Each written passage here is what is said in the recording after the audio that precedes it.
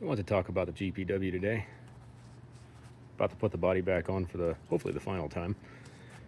Starting at the front here, this entire portion had to be cut off. It had been damaged in an accident. It was bent up and then kind of welded over several times. So just replacement panels. And then I actually turned the bumper into a cross member. This is an 1/8 inch square tube. So it's actually got a lot of support.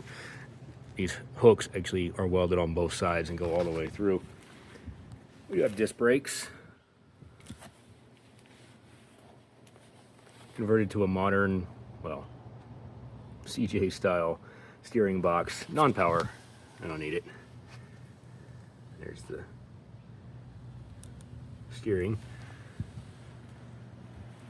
Of course, the coilovers are new and the 3-link suspension. What I mean by 3-link is there's one lower link,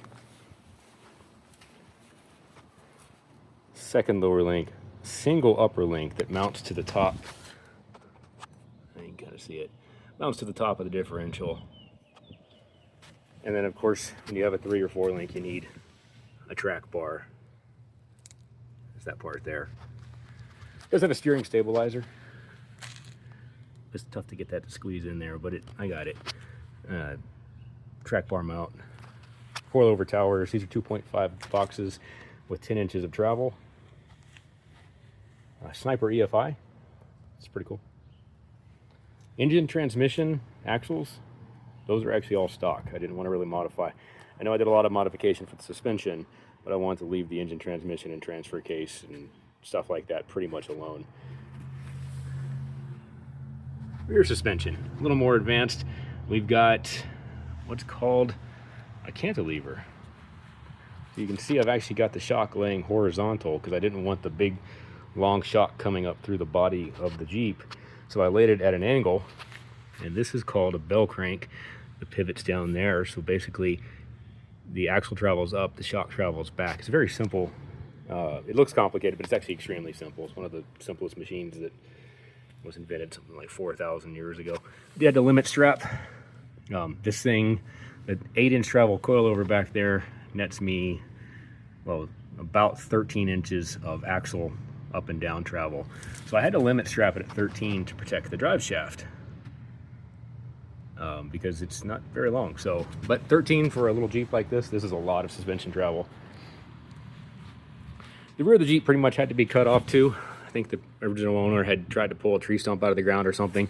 This had been broken here, broken over there, broken there, and broken there, and really the entire rear frame was being held on not by much. It was amazing it never actually tore it completely off.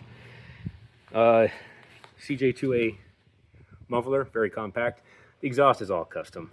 I just routed it away from everything I could. A little tricky through here just because you have to go over the axle and the truss, but underneath this new cross member here, this is 1/8 inch tube, so is the one in front of it. This gives the rear a lot of stability to hold up to the new forces that the cantilever is going to give it. And I just exited straight out the back there.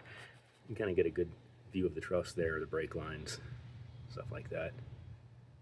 That was all custom done. I used CAD to design it and then send to cut all the steel for me, and I just welded it together.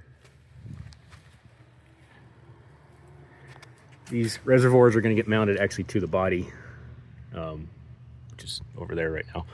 They're going to get mounted to the body so they'll stay out of the way. Everything just clears. It gets very tight. You can see this looks like crazy close, but it's actually got just enough room to clear. This is approximately maybe an inch lower than ride height right now. Still working on spring rates and stuff like that.